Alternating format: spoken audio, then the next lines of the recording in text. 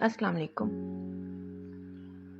اس term میں اپنی آخری پوسٹ کے ساتھ میں ریحانہ انی آپ سب کی خدمت میں حاضر ہوں۔ امید ہے آپ سب کو ہمارے وائس اوور چیلنج کے تحت ہونے والے پروز کلب اور کلب پوئٹری کے مابین مقابلے پسند آ رہے ہوں گے۔ آپ سب کی حوصلہ افزائی کے لیے ہم سب آپ کے شکر گزار ہیں۔ آج میں جو تحریر اپنے اس پروگرام کے لیے منتخب کر کے لائی ہوں وہ میرے لیے بہت مشکل اور ایک چیلنج تھی۔ اس کو پڑھنا، اس کی ادائیگی، اس کے تاثرات، کیونکہ بلا شبہ یہ تحریر اپنے آپ میں منفرد اور ثقیل الفاظ کے ساتھ لکھی گئی تھی، اور لکھنے والی بھی بے پناہ صلاحیتوں کی مالک اور منفرد شخصیت رکھتی ہیں۔ جی ہاں، میں بات کر رہی ہوں طیبہ سید کی۔ گو کہ طیبہ سید ہمارے پیبر کی بہت زیادہ پرانی ممبر نہیں ہے، لیکن 1 سال کے قلیل عرصے میں انہوں نے یہاں اپنی ایک الگ پہچان بنا لی ہے۔ منتھلی ونر اور ڈیلی ونر کے اعزاز بھی اپنے نام کرتی رہتی ہیں۔ ان کا گروپ میں پوسٹ ہونے والا پہلا ناول قسمت پڑی منتھلی ونر رہ چکا ہے۔ آج کل ہم ان کا دوسرا ناول الفاتحہ پڑھ رہے ہیں جو گروپ کی رونق بڑھا رہا ہے۔ بک ریویوز، ڈرامہ ریویوز، شاعری، نثر، غرض یہ کہ تقریباً ہر سیگمنٹ میں طبع آزمائی کر چکی ہیں۔ فیشن ڈیزائنر ہونے کے ساتھ ساتھ وفاقی گورنمنٹ یونیورسٹی میں لیکچرار ہیں، اور ان کا عزم ہے کہ اس معاشرے میں عورت مظلوم نہیں مضبوط ہو، اور مرد کے ساتھ مل کر اسے سنواریں۔ تو آئیے چلتے ہیں ان کی منفرد تحریر کی جانب۔ امید ہے آپ اسے پسند فرمائیں گے۔ ہاتھوں میں زرد رنگ کا نظر نہ آنے والا خط ہے۔ اس خط میں لکھا ہے کہ وہ ایک ایک دن جو پوری صدی پہ محیط تھا وہ اپنی الٹی گنتی گن رہا ہے۔ وقت کا ایک ایک لہجہ تیزی سے پھسل رہا ہے۔ ایک صدی کا بوجھ ایک دن کے کاندھوں پہ آن گرا ہے۔ اس صدی میں 2 پل محبت کے، اعتراف کے تھے، مگر وہ اتنے طاقتور تھے کہ ان کی کٹیا بنا کے ساری زندگی اس میں بسر ہو سکتی تھی۔ اس میں ہجر کی وہ سختیاں اور وہ گرمیاں بھی تھیں کہ جو عہد رفتہ کی کربلا میں لا کھڑا کرتی تھی۔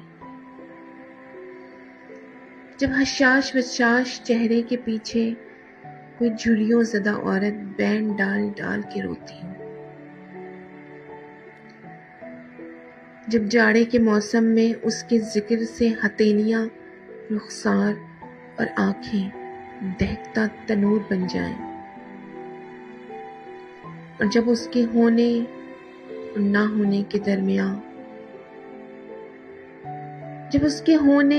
ہونے کے درمیان موجود ارتعاش کو محسوس کر کے ایک ذی عقل شیزوفرینیا کے زیر اثر آ جائے،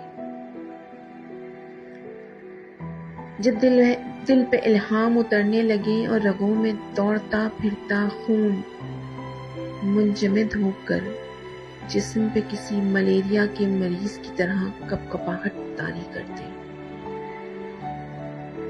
اور قدرت اسے مسافر بنا دے، ایسا مسافر جس کے قدم ہموار شاہراہ پر بھی لڑکھڑائے پھر رہے ہوں، بالکل ویسے ہی جیسے صحرا کا کوئی مسافر بھٹک جائے، جب وہ اپنی پوری قوت سے آگے بڑھنے کے غرور میں سر پٹ گھوڑے دوڑاتا جائے، اور ہائے شومئی قسمت صدی کے اس مسافر کی کہ جب وہ اپنی آخری ہدف پہ پہنچتا ہے تو اسے معلوم ہوتا ہے کہ وہ گول گول گھومتا رہا، اور وہ در حقیقت کبھی اس مدار سے نکل ہی نہیں پایا، اس مدار سے جسے وہ 1 صدی پہلے پیچھے چھوڑ آیا تھا۔ اس کی کوئی منزل نہیں تھی، وہ تو خود منزل تھا، اور اسے تسخیر کرنے والا خود بھی مسخر ہو کر اسی کے وجود کا حصہ بن گیا۔ اس منزل کو کیسے چھوئے وہ مسافر جو اس کے وجود کا حصہ بن گئی ہو؟ وہ اس منزل کو نہ چھو سکتا ہے، نہ ہی اس سے نکل سکتا ہے۔ اس کے ہاتھوں میں موجود ادھ کھلے خط میں اس کی موت کا سندیسہ آیا ہے، اور اس کا رنگ کورے لٹھے کی مانند سفید پڑا ہے۔ مر تو وہ 1 صدی پہلے ہی گیا تھا، اور اس کی میت بے گور و کفن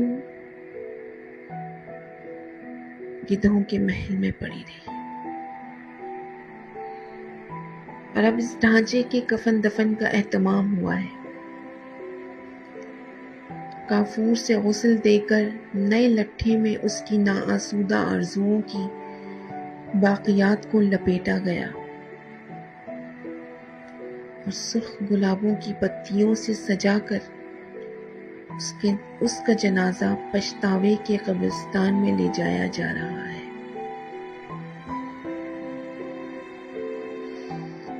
سب نماز جنازہ میں شرکت کر کے ثواب دارین حاصل کریں۔